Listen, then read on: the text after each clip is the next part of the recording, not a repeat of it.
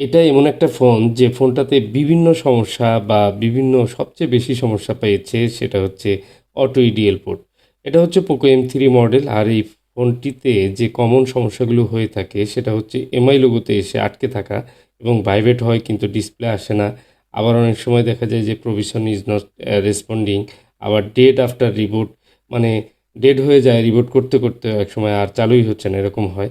Random restart হতে থাকে, বিভিন্ন সমস্যা হয়। তো এই ক্ষেত্রে এই ফোনগুলোর যে ডেড ইস্যুগুলো রয়েছে অটো কোয়ালকম পোর্ট সেইগুলো আসলে যা, যা করণীয় সবই করা হয়েছে। কোনোভাবেই এখন যে প্রবলেমটি সেটি সলভ হচ্ছে না। তো এখন আর অন হচ্ছে না ফোনটি।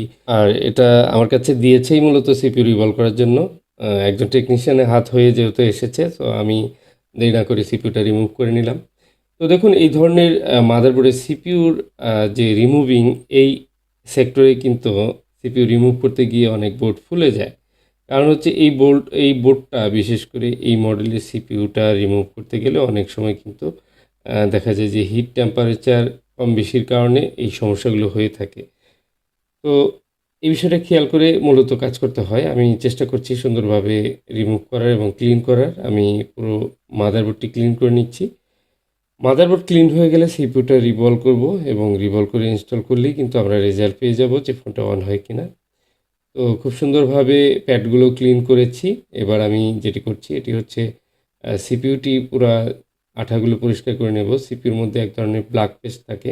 ব্ল্যাক পেস্টের যে আঠাগুলো কালো, কালো এগুলো পরিষ্কার করে নিতে হবে ভালোভাবে এবং এরপর সিপিইউটা একদম ক্লিন। এবার আমি রিভলভ করব। তো রিভলের জন্য যে পিপিডি ইউজ করে থাকি সেটা কিন্তু 199 ডিগ্রি মূলত আমি ইউজ করে থাকি। তো এই পেস্টটি দিয়ে রিভলভ করে দিলে মোটামুটি দীর্ঘদিন ফোনগুলো লাস্টিং করে এবং রিভলিং ইস্যুটা আসে না। তো আমি চেষ্টা করছি সেটাই করার। তো এবার আমি সিপিইউটা ইনস্টল করছি। আর সিপিইউ ইনস্টলের সময় খুব সূক্ষ্মভাবে কাজটি করতে হয় এবং সিপিইউ যখন পুরো বলগুলো মেল্ট হয়ে যায় তখন কিন্তু হালকা করে একটু নাড়িয়ে দিতে হয়। প্রসেসরটা যেন ঠিকমতো পুরো মাদারবোর্ডে সবগুলো বল যেন কানেকশন পায়। তো সেদিক নিশ্চিত করে তারপর আমি এবার সম্পূর্ণ ফোনটি আ যে ডিসপ্লে প্যানেল রয়েছে ডিসপ্লেতে বসিয়ে অন করার চেষ্টা করছি। দেখুন ফোন অন হয়েছে। তো আশা করি ভিডিওটি ভালো লেগেছে। ভালো লাগলে অবশ্যই একটি লাইক করুন এবং সবার সাথে শেয়ার করে রাখুন।